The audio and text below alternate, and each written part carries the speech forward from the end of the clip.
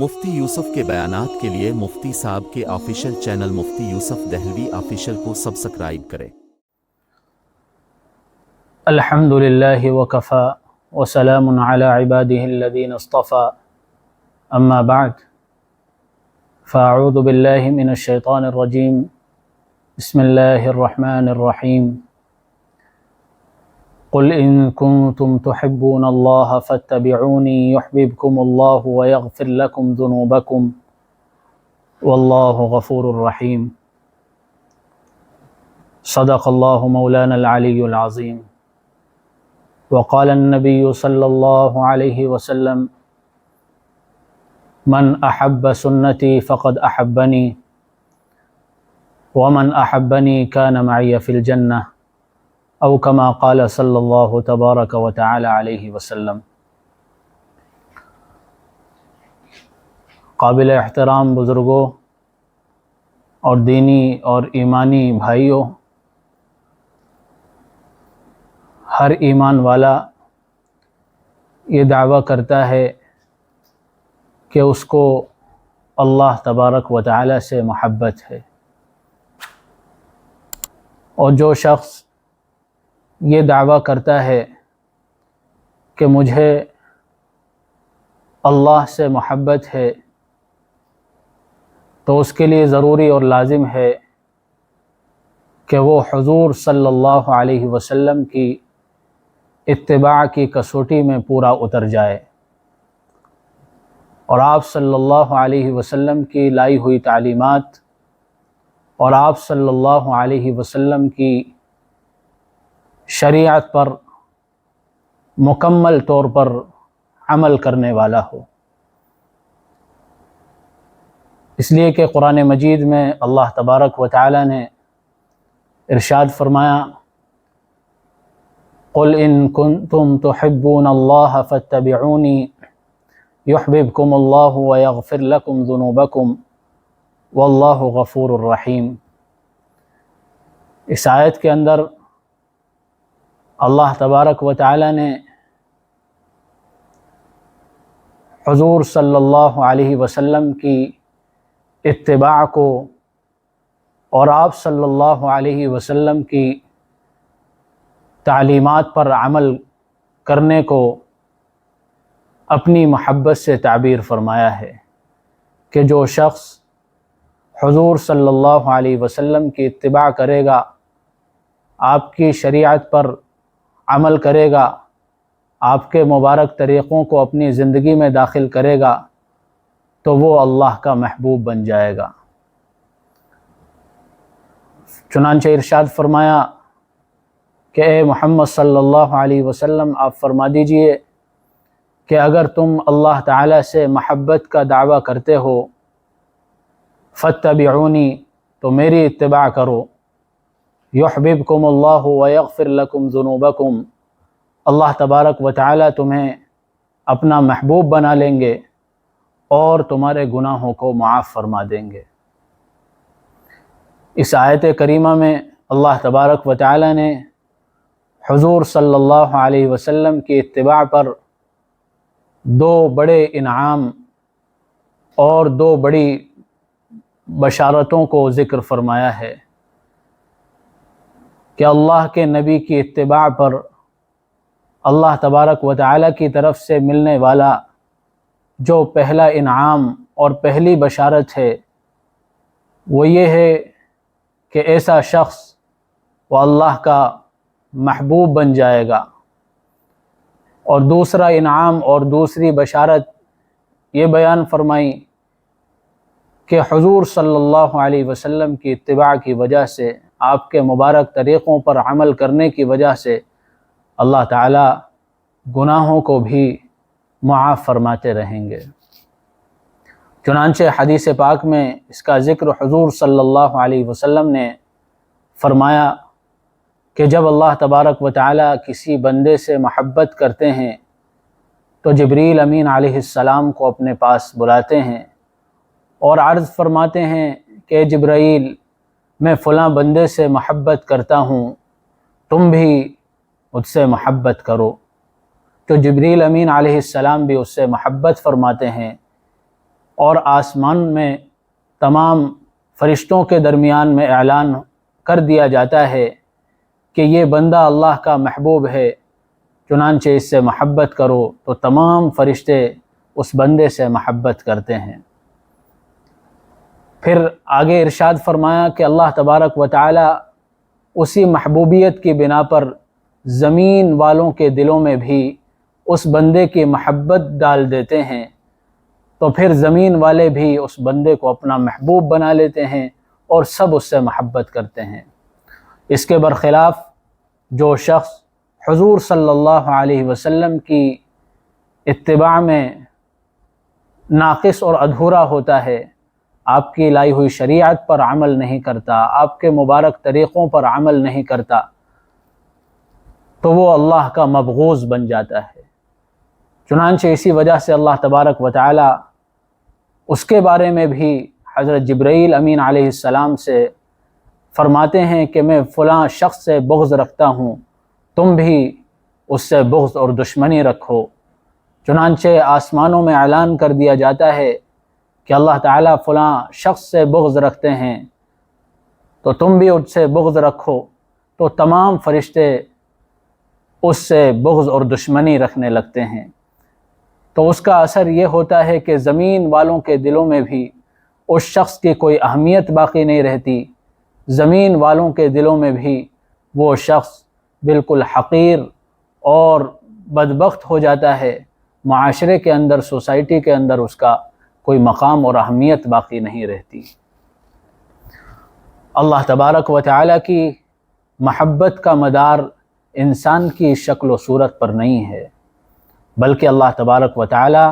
انسان کے قلوب کو دیکھتے ہیں، انسان کے دلوں کو دیکھتے ہیں، انسان کے اچھے اعمال کو دیکھتے ہیں، انسان کی اچھی سیرت کو اور کریکٹر کو اور کردار کو دیکھتے ہیں۔ جو اچھے اعمال والا ہوگا، اچھی سیرت والا ہوگا، اچھے اخلاق والا ہوگا، حضور صلی اللہ علیہ وسلم کی تعلیمات پر مکمل طور پر عمل کرنے والا ہوگا، وہی اللہ کا محبوب بندہ ہوگا۔ صحابہ کرام رضوان اللہ علیہم اجمعین حضور صلی اللہ علیہ وسلم کے سچے جانثار اور سچی محبت کرنے والے اور آپ کی کامل اتباع کرنے والے تھے، کہ جس کی وجہ سے اللہ تبارک و تعالی نے ان کو اتنا بڑا مقام عطا فرمایا کہ دنیا میں ہی رضی اللہ عنہم ورضوا عنہ کا سرٹیفکیٹ ان کو عطا فرمایا کہ اللہ تبارک و تعالی ان سے راضی ہوئے اور وہ اللہ سے راضی ہوئے۔ اتنا بڑا مقام صحابہ کرام کو حضور صلی اللہ علیہ وسلم کی کامل اتباع کی وجہ سے، حضور صلی اللہ علیہ وسلم کے مبارک طریقوں پر عمل کرنے کی وجہ سے ان کو یہ بڑا مقام عطا ہوا۔ آپ صلی اللہ علیہ وسلم کے اشارے پر وہ اپنی جان نثار کرنے والے تھے، آپ کے پسینے پر اپنا خون بہانے والے صحابہ کرام رضوان اللہ علیہم اجمعین تھے۔ سیرت کی کتابوں میں بے شمار واقعات ملتے ہیں جن سے اندازہ ہوتا ہے کہ صحابہ کرام کو حضور صلی اللہ علیہ وسلم کی ذات سے کیسی عقیدت اور کیسی کامل اتباع ان کی زندگیوں کے اندر پائی جاتی تھی۔ چنانچہ آپ صلی اللہ علیہ وسلم سے سچی محبت کے واقعات میں سے ایک واقعہ صحابی رسول حضرت سعد اسود رضی اللہ عنہ کا واقعہ ہے۔ سیرت کی کتابوں میں بہت تفصیل کے ساتھ ان کا واقعہ ذکر کیا گیا ہے۔ حضرت سعد اسود رضی اللہ عنہ یہ ایک صحابی ہیں اور شکل و صورت کے اعتبار سے کچھ اچھے نہیں ہیں، بلکہ سیاہ فام، اور اس کا اندازہ اس بات سے لگایا جا سکتا ہے کہ ان کے نام کے ساتھ ہی اسود جڑا ہوا ہے۔ اسود کے معنی عربی میں آتے ہیں سیاہ یعنی کالا، شکل و صورت کے اعتبار سے انتہائی کالے تھے، کہ جس کی بنا پر مدینہ منورہ کے ہر قبیلے میں انہوں نے اپنا نکاح کا پیغام بھیجا، لیکن ان کے کالے ہونے کی وجہ سے اور اچھی صورت نہ ہونے کی وجہ سے کسی نے ان کے نکاح کے پیغام کو قبول نہیں کیا۔ یہ صحابی رسول پریشان ہوئے اور حضور صلی اللہ علیہ وسلم کی خدمت میں حاضر ہوئے اور عرض کیا کہ یا رسول اللہ، میرا کالا ہونا اور میرا بدصورت ہونا کیا مجھے جنت میں داخل ہونے سے روک دے گا؟ کیا میں کالے ہونے کی وجہ سے، بدصورت ہونے کی وجہ سے جنت میں داخل نہ ہوں گا؟ تو حضور صلی اللہ علیہ وسلم نے فرمایا کہ اے سعد، اگر تم نے سچے دل سے اسلام کو قبول کیا ہے اور سچے دل سے اللہ کے نبی کی کامل اتباع کی ہے تو یقیناً کوئی چیز تمہیں جنت میں جانے سے نہیں روک سکتی۔ اللہ کے ہاں تمہارا بڑا مقام اور مرتبہ ہوگا۔ چنانچہ سعد اسود رضی اللہ عنہ نے حضور صلی اللہ علیہ وسلم کے سامنے اپنے ایمان کو پیش کیا اور کلمہ پڑھ کر اپنے ایمان کا اظہار کیا کہ یا رسول اللہ، میں سچے دل سے اسلام قبول کر چکا ہوں، لیکن ایک بڑی پریشانی یہ ہے کہ آپ کی محفل میں اور آپ کی مجلس میں جو لوگ آتے ہیں ان کے گھروں میں نے اپنے نکاح کا پیغام بھیجا ہے، کسی نے میرے نکاح کے پیغام کو میری بدصورتی کی وجہ سے اور میرے کالے ہونے کی وجہ سے قبول نہیں کیا۔ حضور صلی اللہ علیہ وسلم نے ارشاد فرمایا کہ سعد، ایسا کرو کہ میں تمہارے لیے ایک رشتہ تجویز کرتا ہوں کہ تم عمرو بن وہب ثقفی رضی اللہ عنہ کے پاس جاؤ اور ان کو میرا پیغام پہنچا دینا کہ ان کی بیٹی جو مدینہ منورہ میں سب سے زیادہ خوبصورت اور سب سے زیادہ باعزت گھرانے کی بیٹی ہے، سمجھدار ہے، میں نے تمہارا نکاح ان کے ساتھ کر دیا۔ چنانچہ حضرت سعد اسود رضی اللہ عنہ خوشی خوشی عمرو بن وہب ثقفی رضی اللہ عنہ کے پاس گئے اور انہوں نے حضور کے پیغام کو ان کے سامنے پیش کیا۔ عمرو بن وہب ثقفی نے یہ خیال کیا کہ شاید یہ ایسے ہی کہہ رہے ہوں گے، انہوں نے اس رشتے کو مسترد کر دیا۔ چنانچہ جب لڑکی نے یہ منظر دیکھا کہ حضور صلی اللہ علیہ وسلم نے قاصد بھیجا ہے، نکاح کا پیغام دے کر بھیجا ہے، چنانچہ فوراً اس لڑکی نے والدین سے عرض کیا کہ کہیں تمہارے خلاف اللہ کی طرف سے کوئی وحی نازل نہ ہو جائے، کہیں تم اللہ اور اس کے رسول کے غضب کے مستحق نہ ہو جاؤ کہ اللہ کے نبی نے جس قاصد کو بھیجا ہے اس قاصد کو آپ واپس لوٹا رہے ہیں۔ میں نے بھی اپنے لیے اسی کو پسند کیا کہ جس کو اللہ اور اس کے رسول نے میرے لیے پسند کیا۔ اور لڑکی کے بھی کمال ایمان کی انتہا نہ رہی اور قرآن مجید کی آیت لڑکی نے تلاوت کی، وَمَا كَانَ لِمُؤْمِنٍ وَلَا مُؤْمِنَةٍ اذا قضى الله ورسوله امرا ان يكون لهم الخيرة من امرهم ومن يعص الله ورسوله فقد ضل ضلالا مبينا۔ فرمایا کہ جب اللہ اور اس کے رسول کوئی فیصلہ فرما دیں تو کسی مومن مرد عورت کو اپنی طرف سے کوئی اختیار باقی نہیں رہ جاتا، اس فیصلے کو قبول کرنا، اس فیصلے کو منظور کرنا یہ ضروری اور لازم ہو جاتا ہے۔ اور آگے وَمَن يَعْصِ اللَّهَ وَرَسُولَهُ فَقَدْ ضَلَّ ضَلَالًا مُبِينًا، جو اللہ اور اس کے رسول کی نافرمانی کرے گا وہ کھلم کھلا گمراہی میں مبتلا ہو گیا۔ چنانچہ اس کے بعد عمرو بن وہب ثقفی حضور صلی اللہ علیہ وسلم کی مجلس میں حاضر ہوئے۔ حضور صلی اللہ علیہ وسلم نے دریافت فرمایا کہ عمرو، تم نے ہمارے قاصد کو کہ جن کو میں نے نکاح کا پیغام دے کر بھیجا تھا، آپ نے ان کو واپس کر دیا۔ حضرت عمرو بن وہب ثقفی نے معذرت کی اور عرض کیا کہ یا رسول اللہ، میں نے یہ گمان کیا کہ شاید انہوں نے ایسے ہی کہا ہو، ہم بھی اپنی بیٹی کو اسی کے حوالے کرتے ہیں کہ جس میں اللہ اور اس کے رسول راضی ہیں۔ چنانچہ حضرت سعد اسود رضی اللہ عنہ کا نکاح عمرو بن وہب ثقفی کی بیٹی سے ہو گیا۔ والدین نے اپنی بیٹی کو ان کے حوالے کر دیا۔ یہ تھی صحابہ کرام رضوان اللہ علیہم اجمعین کے دلوں میں حضور صلی اللہ علیہ وسلم کے حکم کی اتباع۔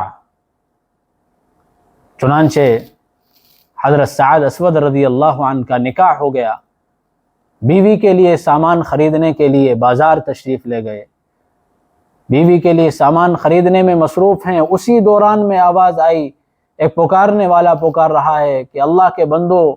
دشمن سے مقابلے کے لیے نکلنا ہے، دشمن سے مقابلہ درپیش ہے۔ چنانچہ حضرت سعد اسود رضی اللہ عنہ کس خیال سے بازار میں گئے تھے، کیا کیا تمنائیں اور کیا کیا ارمان اور کیا کیا امیدیں ان کے دل کے اندر اپنی بیوی سے متعلق تھی، اور وہ بیٹی عمر بن وہب ثقفی رضی اللہ عنہ کی، جو مدینہ منورہ میں سب سے زیادہ حسن و جمال والی باعزت گھرانے کی انتہائی سمجھدار، لیکن جیسے ہی اللہ کے نبی کی طرف سے اس اعلان کو سنا تو فوراً مزاج بدل گیا، فوراً مزاج بدل گیا۔ تو جس پیسے سے وہ اپنی بیوی کے لیے سامان خریدنے جا رہے تھے، اسی پیسے سے جنگ کے لیے سامان خریدا، گھوڑے خریدے، ہتھیار خریدے، اور جنگ کے اندر وہیں سے وہ روانہ ہو گئے۔ اور اللہ کا کرنا ایسا ہوا کہ دشمن سے مقابلہ کرتے کرتے کرتے جام شہادت نوش کیا۔ جنگ کے ختم کے بعد صحابہ اکرام نے حضور صلی اللہ علیہ وسلم کو حضرت سعد اسود رضی اللہ عنہ کی شہادت کی اطلاع دی۔ آپ صلی اللہ علیہ وسلم نے حضرت سعد اسود رضی اللہ عنہ کے چہرے کو اپنے ران مبارک پر رکھا اور ان کے سر پر ہاتھ پھیرتے ہوئے ارشاد فرمایا کہ اللہ تبارک و تعالی نے دنیا کی عورتوں سے زیادہ حسین عورتوں سے سعد اسود کی جنت میں شادی کر دی ہے۔ اللہ تبارک و تعالی نے ان کو بہت بڑا مقام عطا فرمایا ہے۔ یہ اتنا بڑا مقام صحابہ کرام کو کیسے ملا کہ ان کے دلوں میں اللہ اور اس کے رسول کی عظمت، ان کی محبت، ان کی اتباع مکمل طور پر موجود تھی، کہ جس کی وجہ سے اللہ تبارک و تعالی نے اتنا بلند اور اتنا عظیم مقام ان کو عطا فرمایا۔ ان واقعات سے، جو یہ واقعات ہیں صحابہ کرام کے حضور صلی اللہ علیہ وسلم سے سچی محبت اور کامل اتباع کے، ان سے ہمیں اور آپ کو سبق ملتا ہے کہ ہم اور آپ ان واقعات کو پڑھ کر، ان واقعات کو سن کر اپنے دلوں کے اندر بھی وہ جذبہ محبت، وہ جذبہ اتباع اپنے اندر پیدا کریں، تاکہ ہم اللہ اور اس کے رسول کے محبوب بن جائیں، اللہ اور اس کے رسول ہم سے محبت کرنے لگیں، اور ہم بھی اللہ اور اس کے رسول سے سچی محبت کرنے لگیں۔ ہر ایمان والا دعویٰ کرتا ہے کہ ہمیں اللہ سے محبت ہے، ہمیں اللہ کے نبی سے محبت ہے، لیکن ہر دعوے کے لیے دلیل کی ضرورت ہوتی ہے، ہر دعوے کے لیے دلیل کی ضرورت ہوتی ہے۔ اگر کوئی دعویٰ بغیر دلیل کے کیا جائے تو وہ دعویٰ جھوٹا ہوگا، اس دعوے کے اندر کوئی حقانیت اور کوئی صداقت نہیں ہوگی۔ مثلا کوئی شخص یہ دعویٰ کرے اپنے والد سے متعلق کہ ہمیں اپنے والد سے بہت محبت ہے، اپنے والد سے بہت محبت ہے، اب ان کے والد معذور ہیں، اٹھ نہیں سکتے، چل نہیں سکتے، اپنے بیٹے سے کہتے ہیں کہ بیٹا ایک گلاس پانی لا کر دے دو، تو بیٹا کہتا ہے کہ ابا جان مجھے آپ سے بے انتہا محبت ہے، لیکن میں آپ کو پانی کا گلاس لا کر نہیں دوں گا۔ تو بتائیے ایسے شخص کے بارے میں کوئی شخص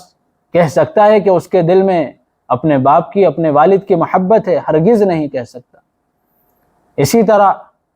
ہمارا بھی دعویٰ ہے اللہ اور اللہ کے نبی سے محبت کا، کہ ہمیں اللہ اور اس کے رسول سے محبت ہے۔ اس دعوے کے لیے دلیل کی ضرورت ہے، اس دعوے کے سچا ہونے کے لیے دلیل کی ضرورت ہے، اور وہ دلیل حضور صلی اللہ علیہ وسلم نے ایک حدیث میں ذکر فرمایا من احب سنتی فقد احبنی، جس نے میرے طریقے سے محبت کی، میری سنت سے محبت کی، میرے لائے ہوئے احکام سے محبت کی، میرے مبارک طریقوں پر عمل کیا، مجھے اپنا آئیڈیل اور نمونہ بنایا، تو اس نے مجھ سے محبت کی۔ ومن احبنی کان معی فی الجنہ، اور جس نے مجھ سے محبت کی وہ میرے ساتھ جنت میں ہوگا۔ کتنی بڑی بشارت حضور صلی اللہ علیہ وسلم نے اس حدیث میں بیان فرمائی کہ اللہ کے نبی کی محبت اللہ کے نبی کے مبارک سنتوں سے محبت، مبارک طریقوں سے محبت، اور آپ کی لائی ہوئی شریعت سے محبت، آپ کی لائی ہوئی تعلیمات سے محبت جنت میں حضور صلی اللہ علیہ وسلم کے ساتھ ہونے کا ضامن ہے۔ اس لیے ضرورت ہے اس بات کی ہم حضور صلی اللہ علیہ وسلم کی تعلیمات پر عمل کریں۔ اگر ہم حضور کی لائی ہوئی شریعت پر، حضور کے مبارک طریقوں پر عمل کریں گے تو یقیناً اللہ تبارک و تعالی ہمیں دنیا میں بھی کامیاب فرمائیں گے اور آخرت میں بھی ہمیشہ ہمیشہ کی کامیابی اور کامرانی سے ہمکنار فرمائیں گے۔ اللہ تعالیٰ کہنے سننے کے مطابق عمل کرنے کی توفیق نصیب فرمائے، حضور صلی اللہ علیہ وسلم سے سچی محبت اور سچا عشق نصیب فرمائے، آپ صلی اللہ علیہ وسلم کی لائی ہوئی تعلیمات اور آپ کی لائی ہوئی شریعت پر مکمل طور پر عمل کرنے کی توفیق نصیب فرمائے۔ وآخر دعوانا ان الحمد للہ رب العالمین۔